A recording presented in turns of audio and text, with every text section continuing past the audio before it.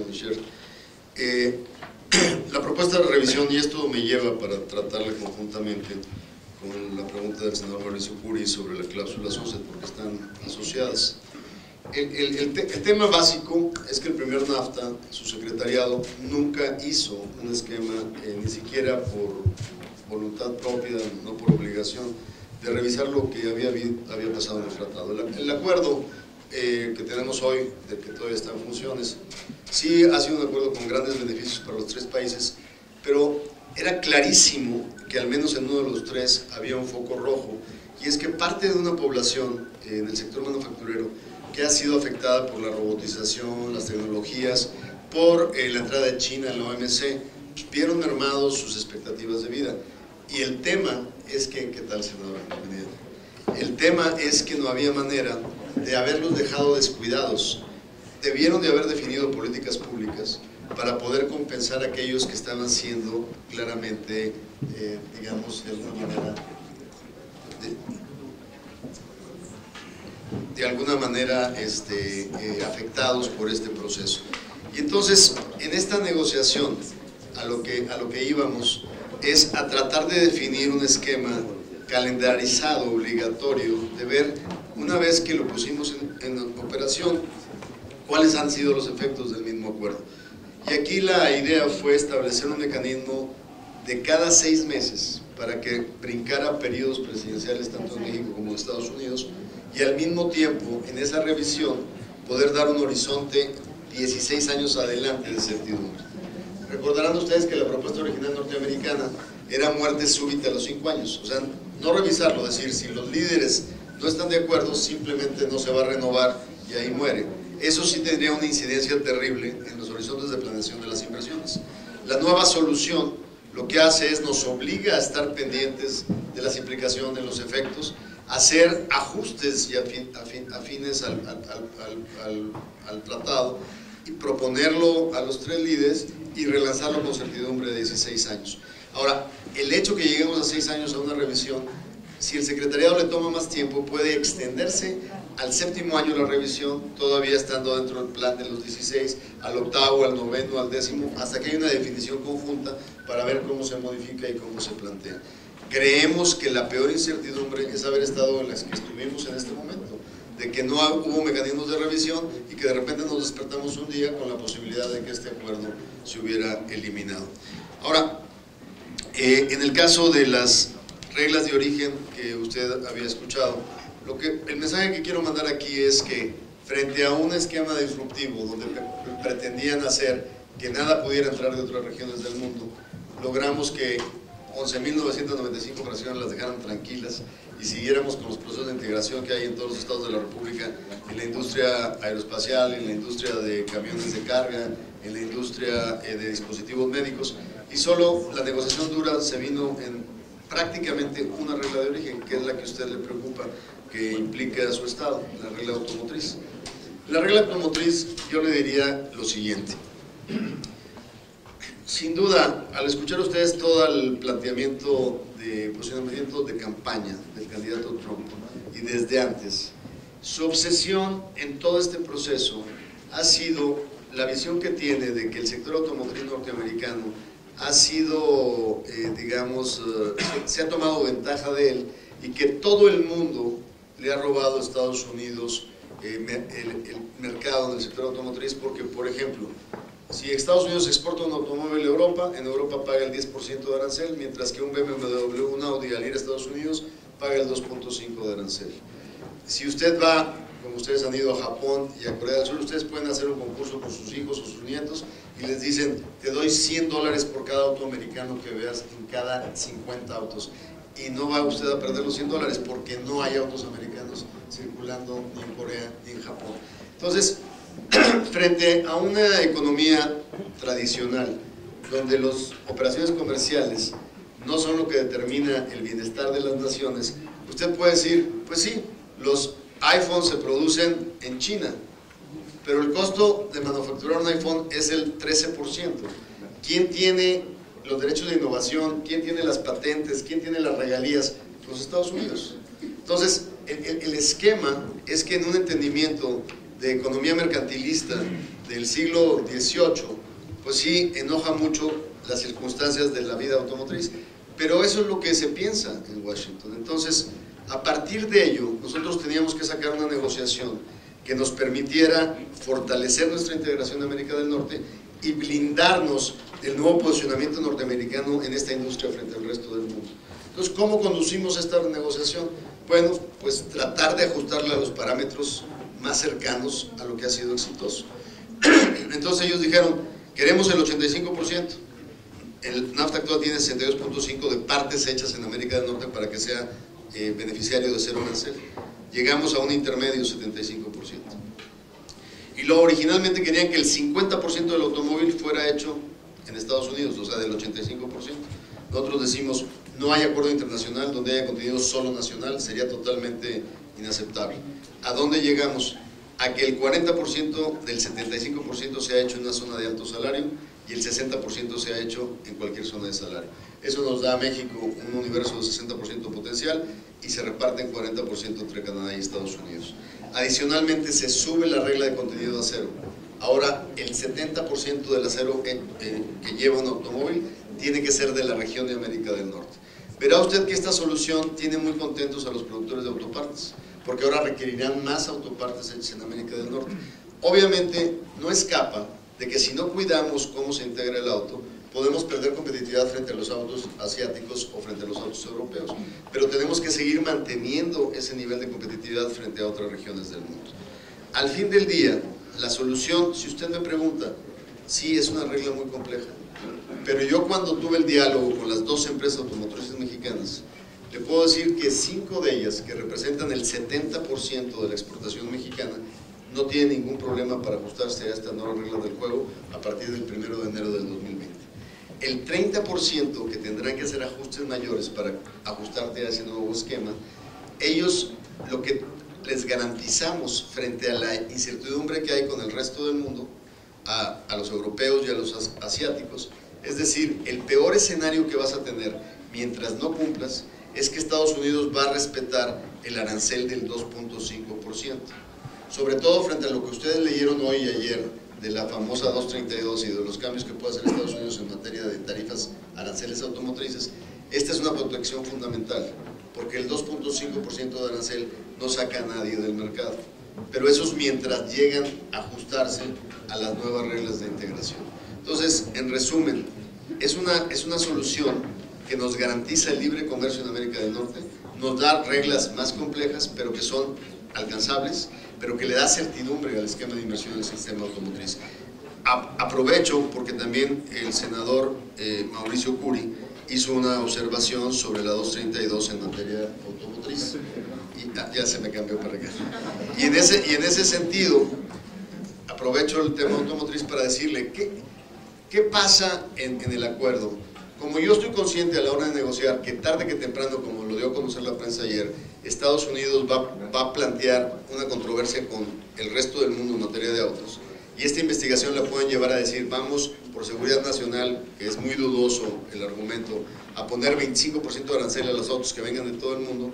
Yo no podía seguir negociando en ausencia de esa posibilidad. Entonces yo lo que hice fue negociar una carta paralela, un side letter, que forma parte del acuerdo integral, donde lo que yo hago es comprar un seguro contra la 232. ¿Qué naturaleza tiene ese seguro? Yo dije, en el 2017 México exportó a Estados Unidos 1.750.000 vehículos. La tasa promedio de crecimiento de la industria automotriz en el sexenio del presidente Enrique Peña fue del 9% anual, es la más alta en la historia.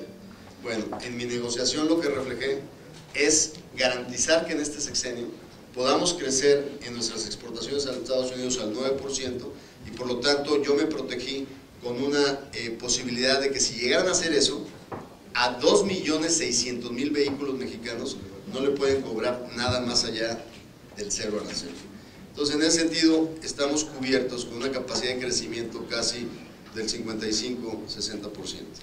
Ahora, esto lo reflejamos también en el sector de autopartes, porque cualquier cosa que hagan pudiera ser extenso al sector de autopartes, ampliado al sector de autopartes, y ahí también garantizamos esa protección, con una posibilidad de crecimiento del nivel actual, que son 78 millones de exportaciones, a un nivel que nos lleva casi a 118 mil millones de dólares de exportación de autopartes.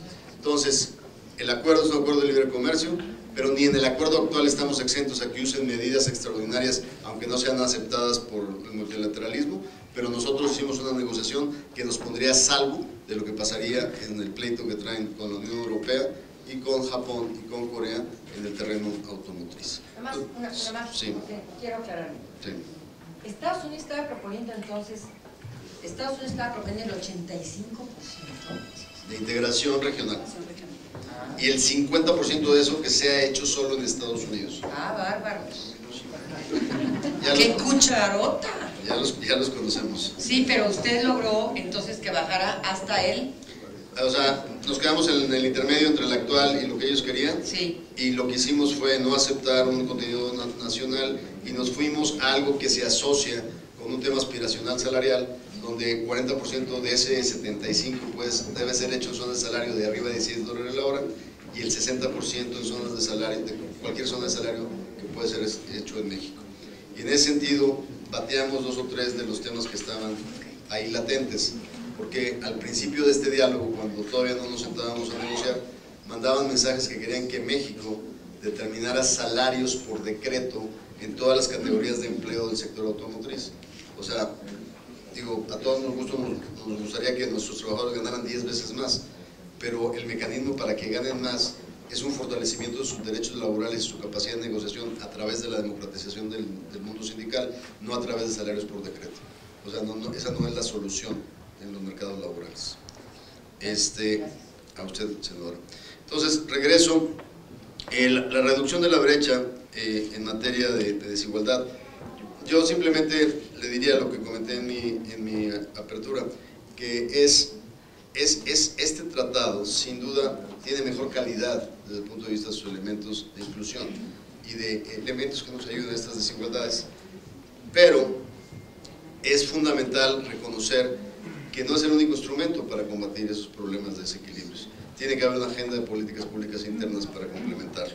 Y la mejor demostración de esa fortaleza es el hecho de que en materia laboral, el actual NAFTA, con ejemplos que he utilizado, en el 2013, como secretario de Economía, me di cuenta que hubo en Jalisco una clausura de una empresa que exportaba tomate a Estados Unidos. La exportación de tomate ha sido un gran negocio y hay 1.500, casi 1.800 millones de dólares de exportaciones de tomate. Y la mayor parte de los productores son corporativamente responsables.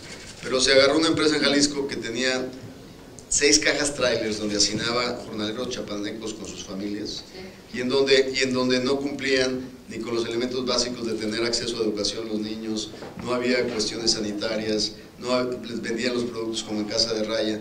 Entonces es inaceptable que si una empresa es beneficiaria del comercio internacional no cumpla, no leyes internacionales, el marco legal nacional en esos procesos. Entonces yo creo que este esquema de inclusión le da mayor calidad a lo acordado.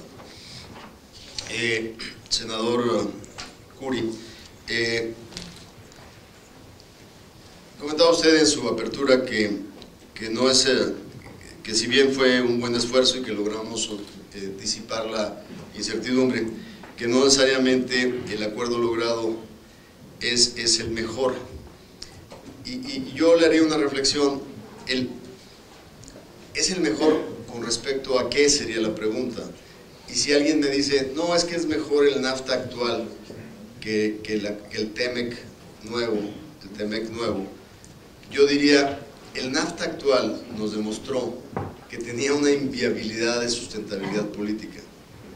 Desde la época de Clinton, Obama, y no se diga ahora Trump, era ya una papa caliente en el ambiente de opinión pública y electoral en Estados Unidos.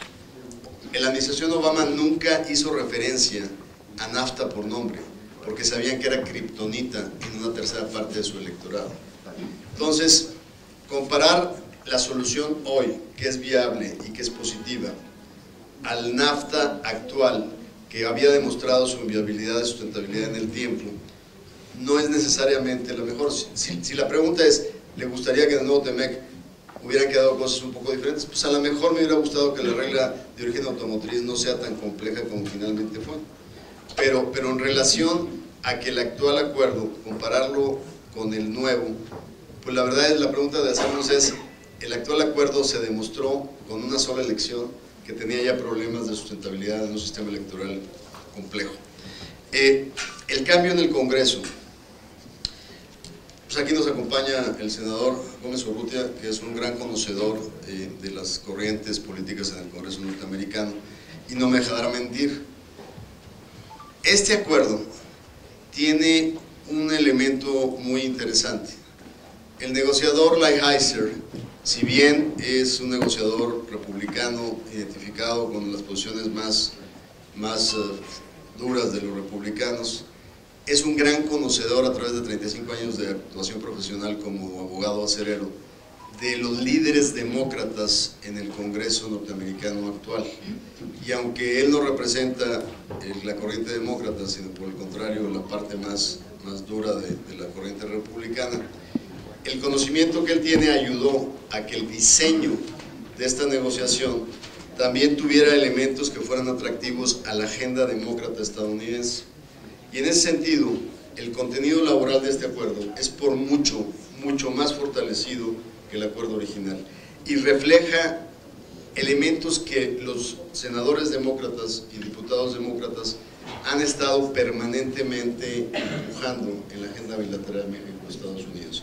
Elementos de derechos sindicales, de libertad sindical, de voto libre, secreto y abierto, en el sostenimiento de los contratos colectivos. Y yo creo que esto es un reflejo de que hay los elementos en este tratado para que sea atractivo sin duda para ambos lados del pasillo, tanto republicanos como demócratas. ¿Qué pase desde el punto de vista de la estrategia electoral hacia la elección presidencial? ¿Qué tantos triunfos la bancada demócrata esté dispuesta a darle a la administración Trump? Es lo que finalmente va a definir el voto en el Congreso norteamericano. Lo que yo les digo, y es algo que quiero que ojalá, con todo respeto, ustedes lo recuerden a la hora que tomen decisiones, va a haber muchas presiones para que ustedes traten de modificar lo acordado, bajo pretexto que se requieren los votos para sacarlo adelante. Mi recomendación es que ustedes mantengan la línea sobre lo acordado. El acuerdo en la mesa es suficientemente bueno para todos los que van a estar tomando decisiones, tanto en Canadá como en Estados Unidos y como México. Hay evidencia histórica que una vez que se envía el instrumento a ustedes, seguirán presiones para alterar algunas cosas. Yo sería muy cuidadoso en términos de mantenernos exactamente en el paquete acordado. La cláusula sunset, básicamente la comenté en el contexto de lo que habíamos dicho el senador Curry, así como el tema de la 232. Y obviamente dejo hacia el final la pregunta del senador Álvarez Lima. Senador, faltan 17 días para que deje de ser yo secretario de Economía. Y mientras no transcurran esos 17 días, el respeto a la responsabilidad ajena es la paz. Y yo no soy el canciller de México, soy el secretario de Economía. Yo le puedo dar recomendaciones en mi sector, en la relación bilateral. Como secretario de Economía estaría yo posicionándome correctamente. El día 1 de diciembre para adelante, el día que usted quiera y me invite, le daré mis opiniones de la agenda bilateral.